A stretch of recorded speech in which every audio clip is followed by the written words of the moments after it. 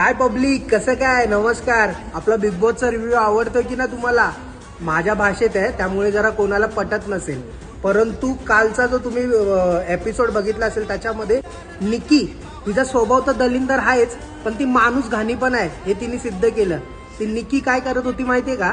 आर्या आली बिचारी जेवण घ्यायला, तिच्या वाटीमधली डाळ बघून निकी बोलते की हिने जास्त डाळ घेतली, कोणाला कमी पडली तर बघा, आम्हाला सांगायचं नाही. अरे खाण्यावरून बोलते तू, तुला अक्कल आहे काय? केवढी दलिंदर असशील का?